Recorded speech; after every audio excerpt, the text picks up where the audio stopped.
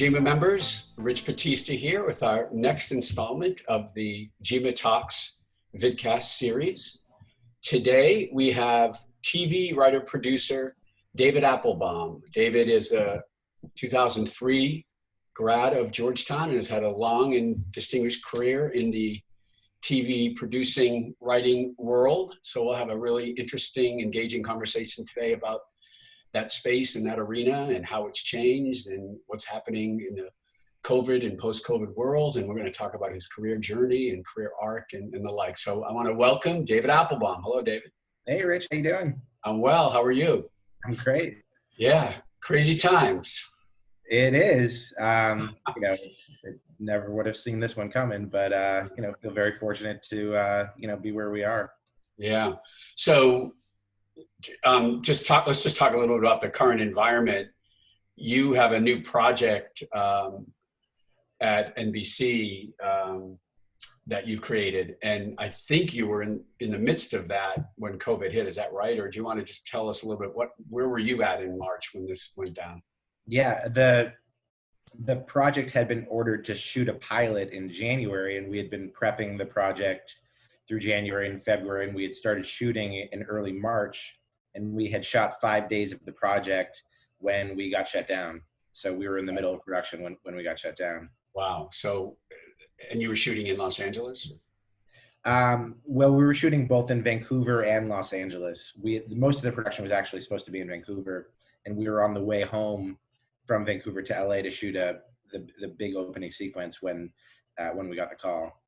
So when that happens, it's just like pack everything up. We're on indefinite hold.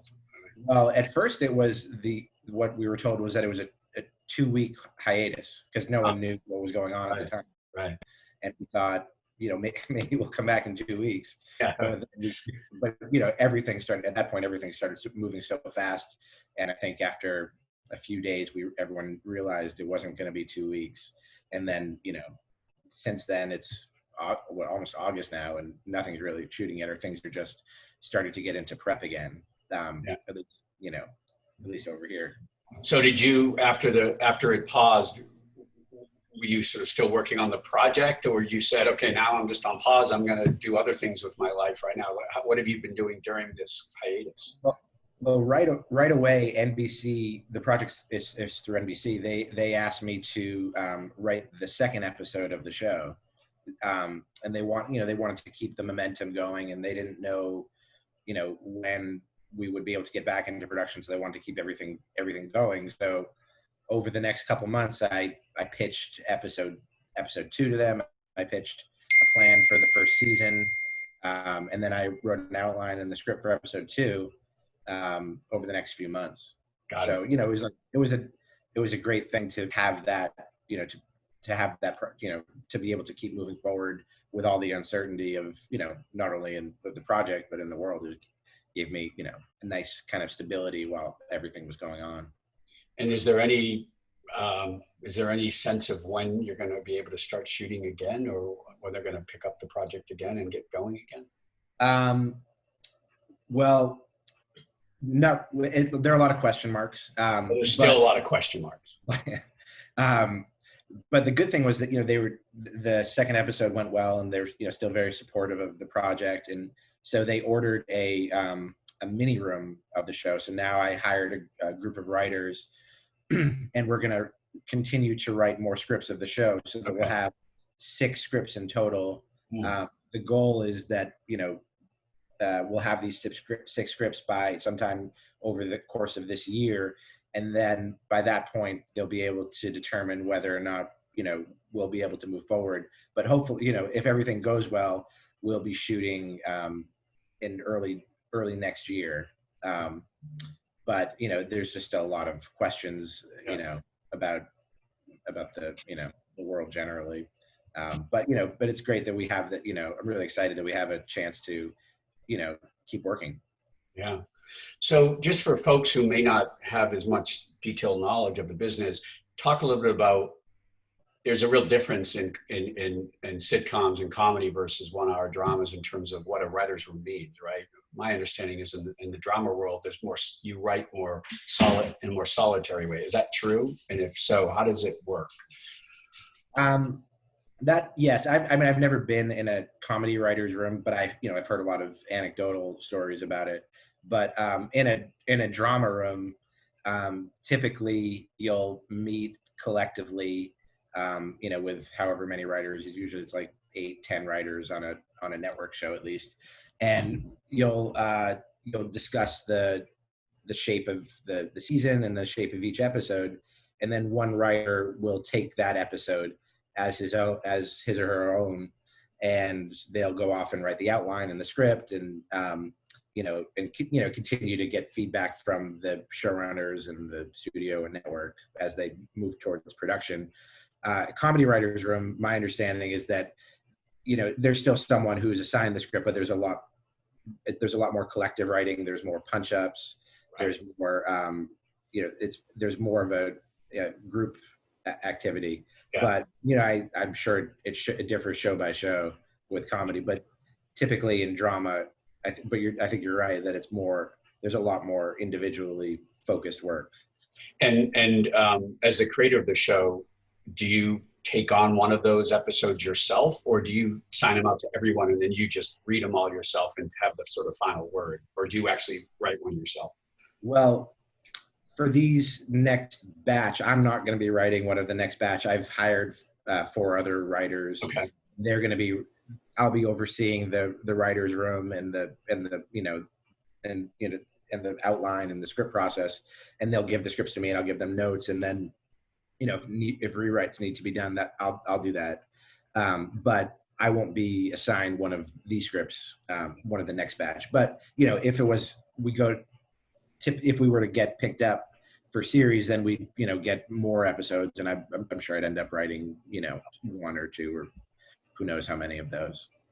And how is that process of in this case, you're kind of the overseer, and you're, like you said, need to give notes, and like, what are the biggest challenges in that process? What's the part of it that's the hardest?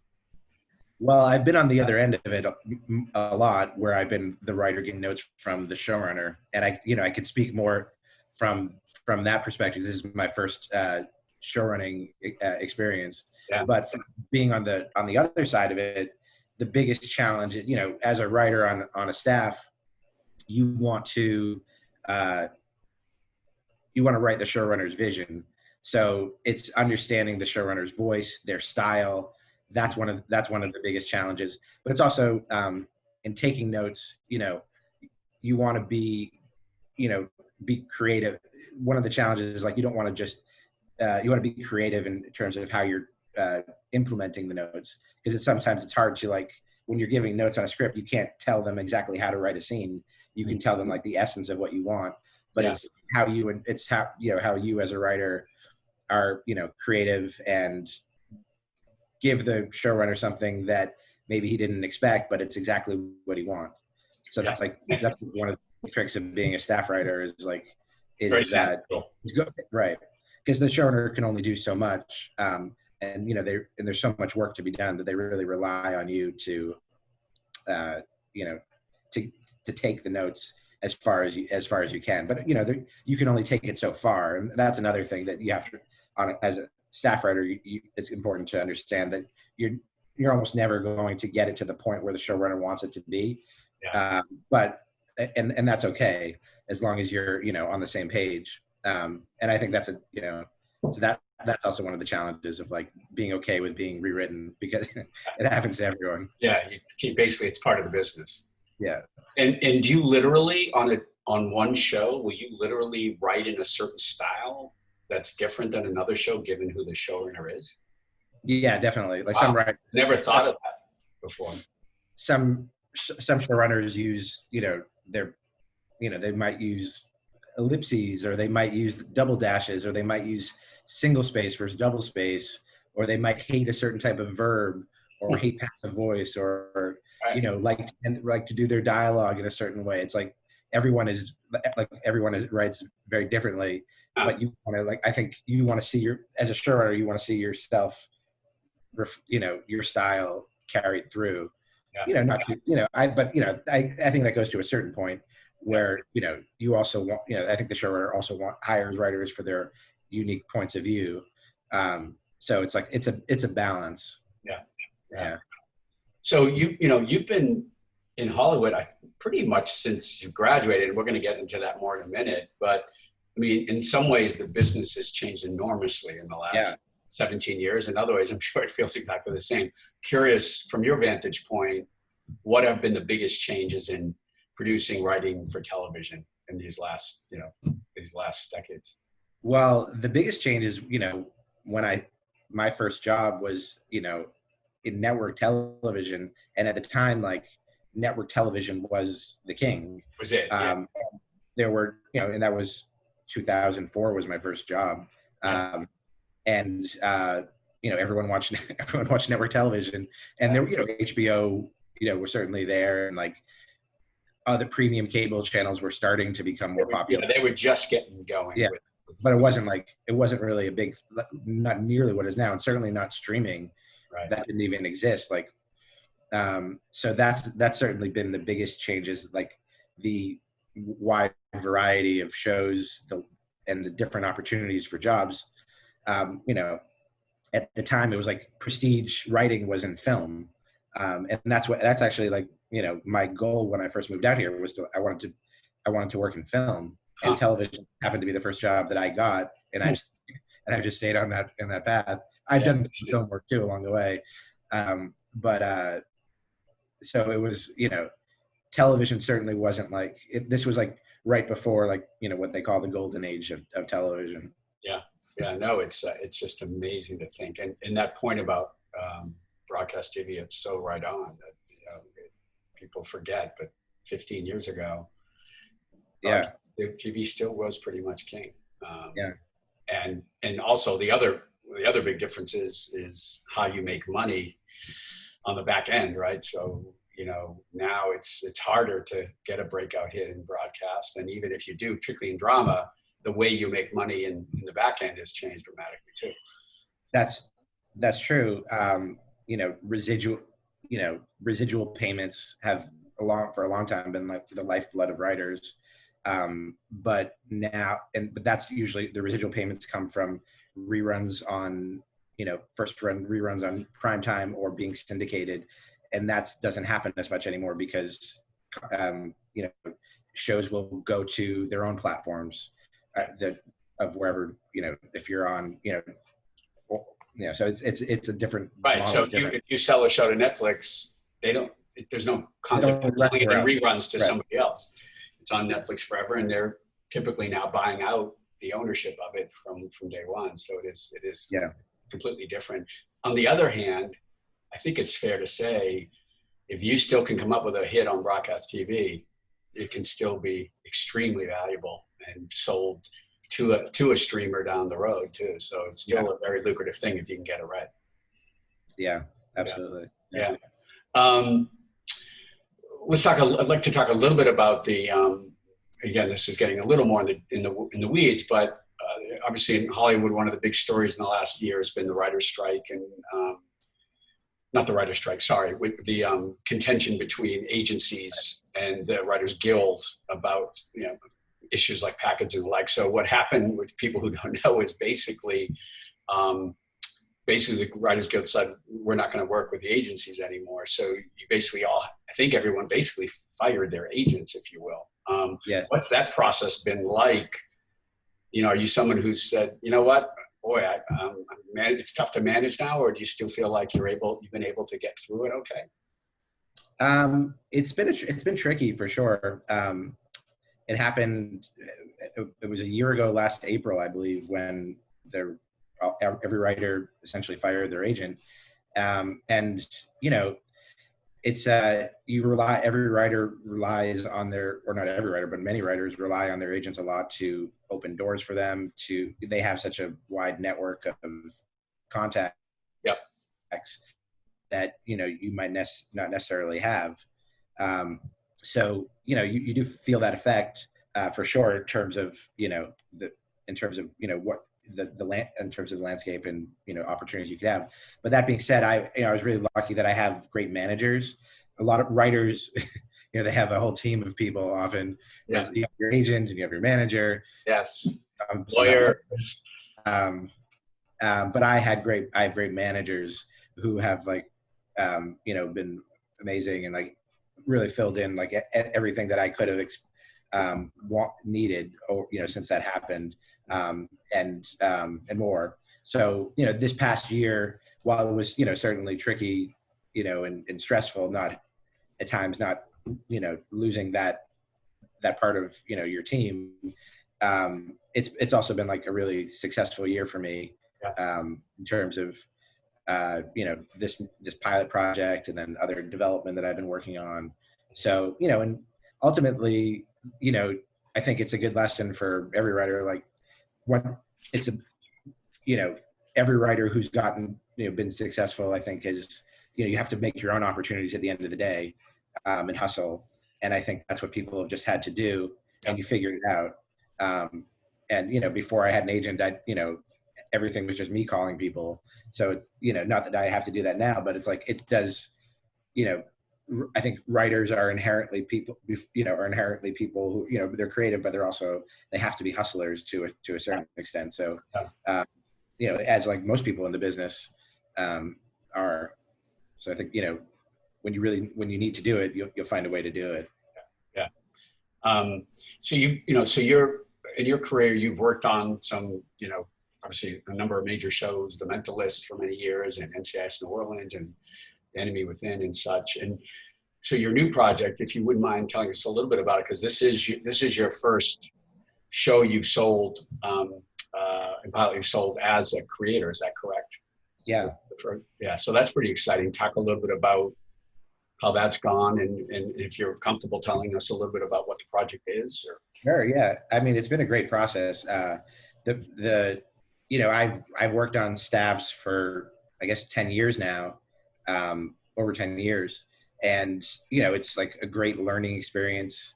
But it's also, you learn about producing, you learn about how to write on deadline, and, so many things which are, integral in the process.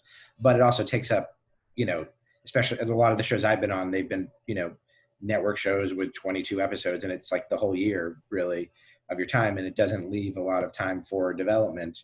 Or if I have done other development before, but it's like you're not 100% focused on it. Yeah. So it makes it harder. So this past year, I wanted to spend the time and try to get my own thing going, because that's ultimately what I want to do, and I think what almost every writer wants is their own show. Yeah. And I wanted to write something that I thought was interesting and that I'd like to watch. And so I spent the last year working on La Brea, which is the project for NBC, and another cable development project. And I pitched it. So the project, it's in the sci-fi genre. It's kind of, I guess, if you had to compare it to a show, it's similar to Lost, grounded sci-fi, but really about the characters. The premise of the show is a massive sinkhole. I always smile a little bit when I pitch this, because it's a little crazy, but a massive sinkhole opens up in the middle of Los Angeles, and it separates dozens of people fall into the sinkhole. And hey, David, the way 2020 is going, I'm a little nervous. That might not seem so crazy. Yeah. Exactly. But dozens of people fall into the sinkhole, and they're transported to this strange primeval place where they are forced to work together to survive. But what they find out is that it's not everything. At first, it seems that what they discover is that they've been transported to 10,000 years ago, and they're still in Los Angeles. But what they discover is that this place there's a lot more than what it seems. But at the heart of the show, it's a family drama. It's about this half the family is separated, where half the family is transported to this place 10,000 years ago, while the other half is still in modern Los Angeles trying to figure out a way to bring them home. So it's like, an big action adventure story, but it's also really deeply about the characters, but also, the spine of the show is, the sci-fi mysteries of where they are, and all the stuff that goes along with that. So and that's what I've been working on. And as a creator writer, and I know it's probably different in various cases, but is this kind of project where you're like, you wake up one morning and you just think of it, or you read a book that inspired you, or you had a dream, or I'm just curious where your source ideas come from.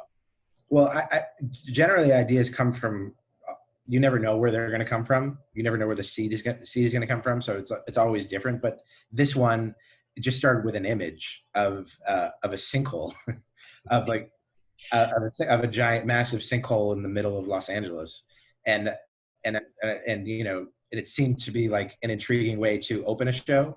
Certainly something that, like, I'd be interested in watching. Yeah. But that's just an image. Sure. But then after that you start to ask 1,000 questions of, why did this sinkhole open? Who falls in? Where do they go? What happens down there? What do they find? What do they find down there? So there's like, you start to create a world, but it just starts with this, a grain of an idea, and you just start to extrapolate from there. But sometimes ideas start with like a theme that you want to explore, and then you start to create characters, but it's different ways for different projects. But that's just the way that this one came about. So let's shift a little to your career and how you got to where you are today. I know you grew up in the suburbs of Boston. Now, growing up, were you someone who was creative, who was a writer? You read comic books, you were a movie junkie? I'm just curious, what were some of your earliest, hobbies that you did, or did that ever inform what you thought you'd do for a living? Well, my interest in filmmaking and in writing for film really started when I was in college at Georgetown. Okay. But before that, I always loved movies and watched movies with my family. But it was never something that I never thought about it as a career. I love sports, and I was interested in politics. And that's actually why I went to Georgetown, was because I wanted to be a government major. But then when I got there, I decided I didn't want to be a government major and I wanted to be a psychology major. But then I decided I didn't want to be a psychology major and I wanted to study film. I'm just curious, is there, what made you realize you didn't want to be a government major? Was there something in specific? Honestly, it was like the first day of walking into my class at Georgetown. And it was just a feeling that I had of like, I don't know, I just didn't feel like it was for me. Like, like you enjoyed reading about it, knowing about it, but you didn't think maybe it was a career you wanted to have. Yeah. And I think it was like informed by like the previous summer where I had started getting in more into reading different types of books and watching different types of movies. And I think my interests that was like, government was really a big interest for me in high school. And I think at that point, right when I had started college, my interests and what I wanted to focus on was really starting to expand beyond that. I see. Right. So it was, I enjoyed the classes were interesting, but it just didn't feel like it was me. And then, I took one of the classes I was also signed up for was an intro psych class. And I was immediately fascinated by theory. Did you have Sabbath? Yes, he was. Me too. Yeah, he was an amazing teacher, and he really I had no idea about all these theories of psychology and the different diseases and syndromes, and it was just like fascinating. And so that's what I wanted to keep studying, and I became a psychology major, and I worked for different as an intern for different psych professors at Georgetown. I spent a summer working at a psychiatric hospital as a nurse's aide, which was a really eye-opening experience. Yeah, that's probably a script somewhere down the road. Yeah, I mean, I've thought about it. I've never cracked that one, but good luck. But then, along the way, I got an interest in filmmaking started developing. And it was where it started was at Georgetown. There wasn't when I was there, at least there wasn't a big film film presence. I know there is a lot more now. But there was one of the things that you could do, there was a film club. And it's like 10 kids, gather in a room and we talk about film, but then there was an assignment given, and the assignment was make a short film that has no edits in it, just one long continuous take. And I decided to, I did that, and I made this like ridiculous short film that I still have. But it was just like, it was really one of those moments where I just had this feeling of like, this is exactly what I want to do. It was just like really inspiration, even though the film was not, good. It was just so much fun. And I just felt like so inspired by doing it. And then I was like, literally from that point on, that's all that's all I really wanted to do was work in film. And then, what year was that? Was that senior year, junior year? That was my I think that was my sophomore year. Oh, wow. Okay. So pretty early. Yeah. Or towards the end of my And then you did do Georgetown. There were other avenues at Georgetown that you pursued where I know you had to be resourceful, but there were some other areas you pursued to do more in film, right? Yeah. There weren't a lot of classes at Georgetown for film, but the classes that were there were fantastic.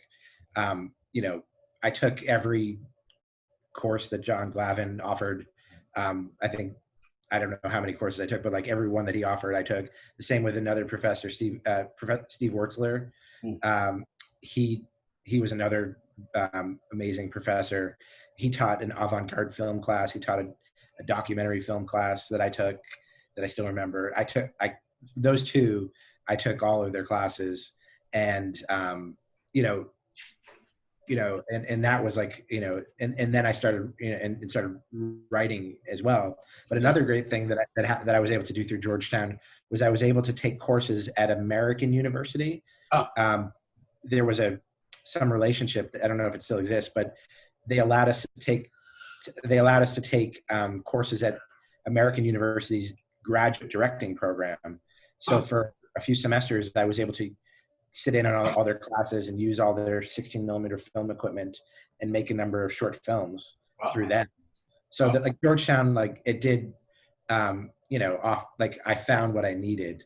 And then another thing I did there, which took a lot of time, was I made a feature length mockumentary about students running for Georgetown student presidency at Georgetown. And then we had like 3 big screenings on campus that were all sold out.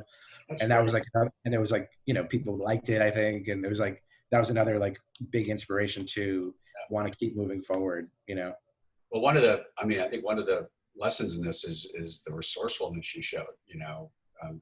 Some kids wouldn't even know that American had that program, but the fact that you did the work to find that out and applied, I'm sure you had applied to register or whatever. So good for you. Okay. So you're graduating Georgetown. At that point, you feel pretty confident you want to go in the business. One really interesting thing from a GEMA perspective is you were part of the first GEMA extern class in 2003. So we met when you were a senior in college, which is hard to believe. That's right. Yeah. And I remember it well.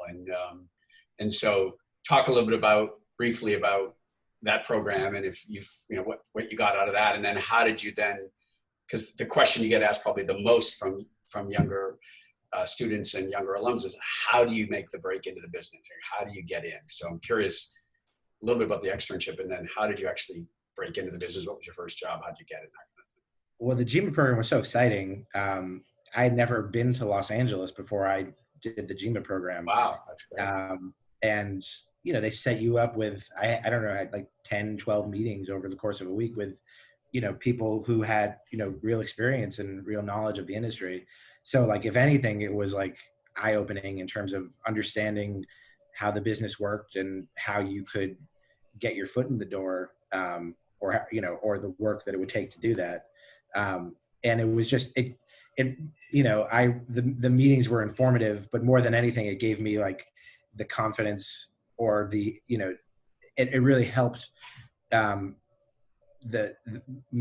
motivating me to take the next step and make that big move out there, because I had I'd been to Los Angeles and knew a little bit more and had met these people, really nice people on the GEMA trip, who's like, no one could offer me a job, but they said, contact me when you move out here, and I'll keep you, we'll keep in touch, and if you hear anything, maybe you'll help me. So it was just like, it was like a little bit of a base that I didn't have because I didn't know anyone in Los Angeles. Yeah.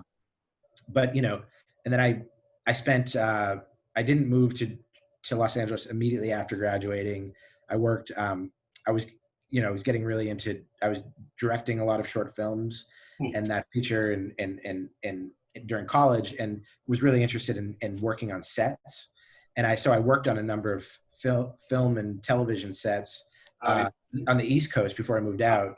And then but that was a deliberate decision. Well, there are a few reasons. One, it was like, because I wanted to understand like the process of filmmaking more, right. And it was fun, but also like I was, scared of moving out. And this was like a good way to like delay it a little bit. Yeah. And also my girlfriend and now wife she was at Georgetown at the time. Yeah. It gave me like a chance to spend more time with her. Yeah. While I was doing these, but eventually I moved out. And, the first job that I moved out and spent a number of months, working at restaurants and catering and, just like just finding just to make ends meet. But along the way was like hustling as much as I could, like calling all these people I met at the Georgetown through GEMA, and also cold calling, like, the only contacts I had were through Georgetown. Like, yeah. And I cold call, like, even the people I didn't meet on the GEMA trip, I would look them up, online and find out who went to Georgetown that works in the entertainment industry. Yeah. Call their office and I'd say, could I have a general meeting? And a lot of them said yes. And one of them who said yes was an executive at Sony. And I went into a general meeting with her, and she was nice enough to sit down with me, but like had another meeting that had to be rescheduled. So I ended up waiting like 2 hours for the meeting in her office. And during that time, I was chatting with her assistant, who was this really nice guy. And I told him what I wanted to do. And then I had the meeting and I left, and then I never, thought nothing of it. But then a few months later, that same assistant emailed me and said, I know about a job interview. It's to be a PA for the writers on the OC, the TV show. And I went in and I got the job. And that was like the beginning of, that was my first foot in the door. And like, really every. And that was like a hot show, right? OC was. Oh yeah. At the time, I joined in the second season of the show. And the first season was like, it was this breakout hit. Yeah. It was the biggest show on television. And I was so excited. It was like a dream come true. Yeah. Just to be a production assistant, which is it's a big deal just to get that first job. Right. And it was like, but also like to be on the biggest show. Yeah. And like, seeing all the stars and like, it was so much fun. And met so many great friends there and made so many great connections. And that was like, that was the first gig. Yeah. Yeah. So how do you take that role and then fast forward, whatever, 5 years or whatever, you're now on writing staffs for TV shows. How do you make the progression from there? It was still a long time, but I think that was in 2004, and I got my first writing job in 2009. So it was 5 years. It took 5 years from that point, which is, that's a not insignificant amount of time, but it's also not. It's pretty. For some people, that's pretty fast. Yeah. But for some people do it overnight. Everyone's different. Yeah. But for me, I worked a season as a PA on the show. And then I was promoted to be a script coordinator on the show, which is the person who proofreads and distributes all of the scripts and outlines. Mm-hmm. And then I saw that, I wasn't going to have an opportunity on that show, at least, to be a writer for a number of reasons, mostly probably because I wasn't ready. Yeah. I was still very, fairly young and not that experienced at the time. And that was one of the big lessons. Like, I could have stayed on the show longer as an assistant, but that was an important moment for me, because I knew like there was something easy and comfortable about staying, but I knew that I wasn't going to grow and get to where I wanted to go. So I actively left the job because I knew I was going to be able to write there. And, and that's a big piece of advice that I give to people is like, always have in mind, like wherever you're doing, have in mind, like this is furthering where you want to go. Never stay somewhere because it's comfortable. So that was, that was the first time I really did that. And I left that show and I became a writer assistant a writer assistant on a TV show called Shark, which is a legal drama starring James Woods. And that was my first opportunity to be in the writer's room and you take notes and you in that, as you see how the story breaking process works. And I did that for a season. And then the second season of the show, I pitched ideas for a script, and I was going to be given an opportunity to write my first freelance episode. That was in 2008. And right when I was about to start writing the script, the 2008 writer's strike started happening. Yeah. So that was, that happened, the strike lasted for 3 months. And when we came back, the show, we had like 2 episodes, the show was basically canceled, and I didn't have a chance to write my script. So I was like basically starting from scratch. Wow. And it was like, that was a tough one. But along the way, like during all this time, like I'm constantly writing, like every day I'm writing my own material. I'm directing short films. I directed plays. Wow. I was always like, that's like, so everyone has different paths towards becoming a working writer or working director. But so that's why I always wanted to have as many pots in the fire as possible, because I never knew how it was going to happen. Right. So I was, and I made a web series before there was web television. I made a 12 episode web series, but nothing happened with it. But it was like, I learned, and it was like maybe something was going to happen, but I was having fun doing it. Yeah. But then after Shark, Shark was canceled, and then I got another writer assistant job on The Mentalist, which in the first season of The Mentalist, and that show became a huge hit. And in the second season, I pitched to freelance, but this time the writer strike didn't happen, and I got a script, and it went well. And then they hired me to be on the staff, and I was on the staff for 5 years. Wow. And that was like the beginning of my professional writing career. That's a great gig to get a 5-year stint on a show. That's excellent. Yeah, it's really lucky to be on a show like that, where a lot of shows they get a lot of writers, you get on a show and then for a season then it's canceled. But this one I had a chance to like really grow as a writer and as a producer.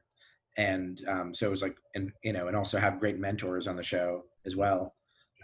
So it was a really great place to have my first job. So I'd love to get your take on some career advice. First, specific to someone who may be interested in breaking into the business. So someone who's not in it yet.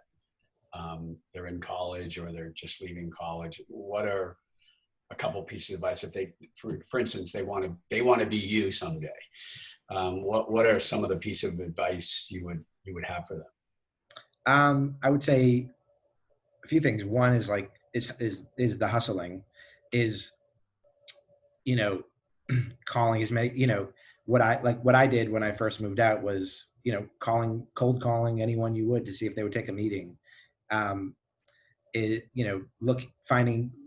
Looking at any opportunity to find a job, and working as hard as you can in the networking side of it. That's a very important part of it. Mm-hmm. But also saying yes to opportunities. Like I was, like I said before, like I didn't set out to work in television, because at the time, like television wasn't like as prestigious as it is now. It wasn't like it wasn't what it is. But I said yes because I just wanted my foot in the door, and right. It ended up eventually leading me to a good place. so I think like where opportunities arise, embracing them and saying yes to them, not knowing where they're going to, not necessarily knowing where they're to lead, but knowing that you're getting on a path. Yeah. Because it's, you know, it's easy to be like, to be precious about some idea you have of yourself and how you're going to get there, but things don't always work out as you expect. But I think like having momentum and staying busy, but also knowing eventually where you want to go is important. But so saying yes to opportunities, I think is a big thing. Also, like, you know, writing. It's like it seems obvious, but like writing every day as much as you can, setting a schedule for yourself, because you know you get better. You know, by the time I had been writing since sophomore year of college, I guess, and my first scripts weren't very good, or maybe some of them were okay, I don't know, but I kept getting better. You know, so by the time I had my first shot on The Mentalist to write a script, you know, I was ready for it, you know. And because you never know when an opportunity like that's going to arise, and you want to make sure you have the skills to, you know, to take full advantage of it. Because if I hadn't written 10 spec scripts that I put in the drawer that'll never come out, I wouldn't have been able to write a good episode of The Mentalist, and I wouldn't have gotten hired on staff. So it's like, you know, even if like the one script that you spend 6 months on doesn't do anything for you, it's okay, because you know you're getting better at the process. And also I would say enjoying what you do, because it is, you know, there were, you know, it took, you know, 5-6 years for me to get on staff, but you know, which felt like a long time at the time. But if I hadn't been like enthusiastic and happy where I was doing, then I wouldn't, you know, that I wouldn't have lasted that long. So I think like if you're not happy with the, you know, if you're not happy with your, you know, your day to day, and if you're not, you know, enjoying writing, and where you are, then it's not worth it.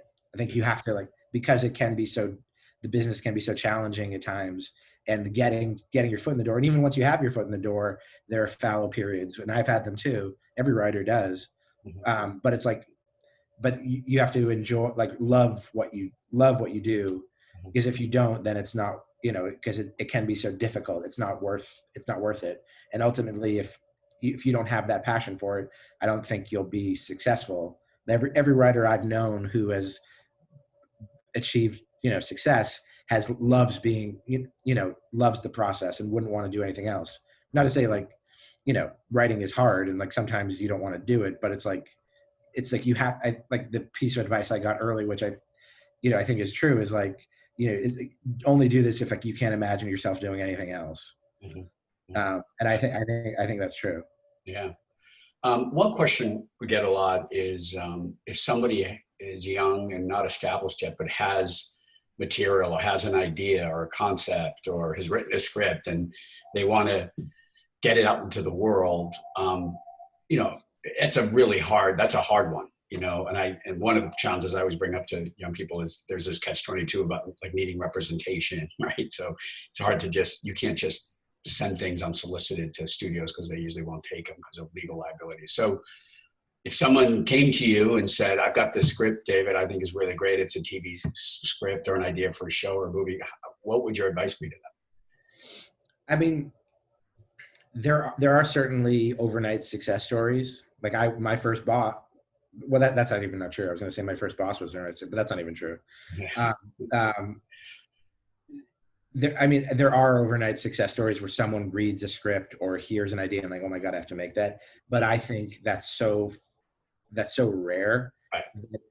That can't be your expectation. That maybe it will happen to you, but probably it won't.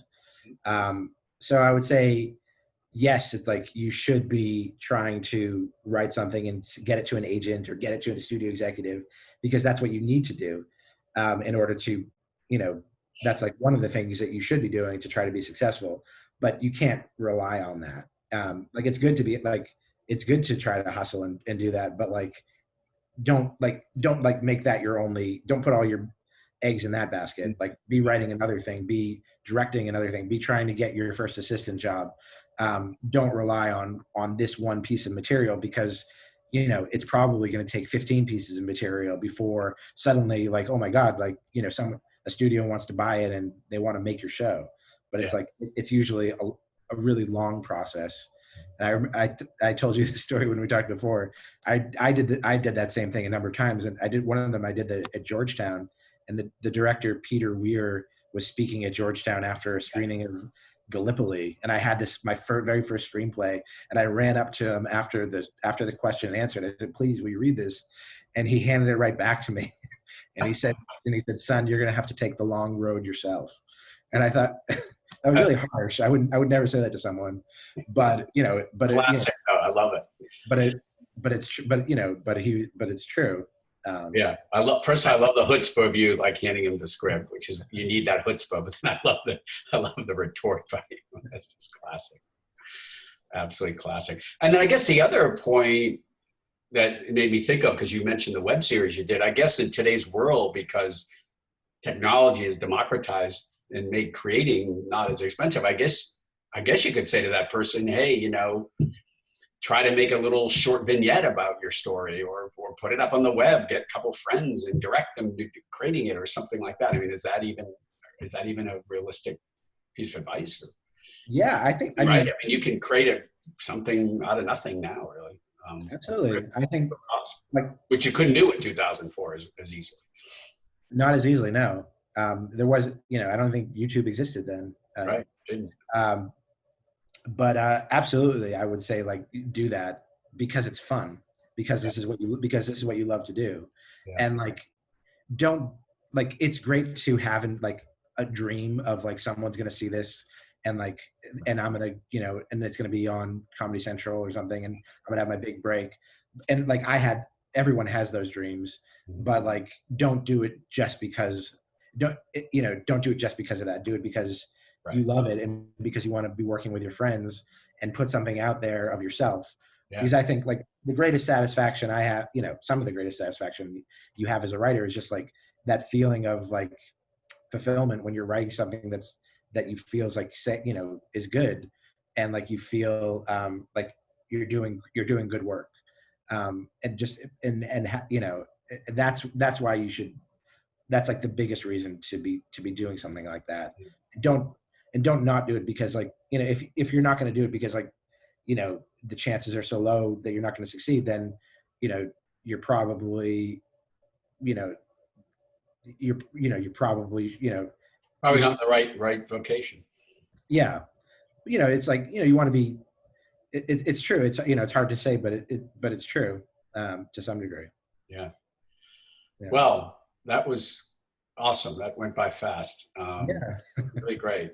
Any young or budding TV writer producer will find, you know, this session really valuable. So David, really appreciate it, and I see all the great accomplishments in your career. Best of luck with the NBC show. I'll walk very carefully in Los Angeles now, and take care during these crazy times.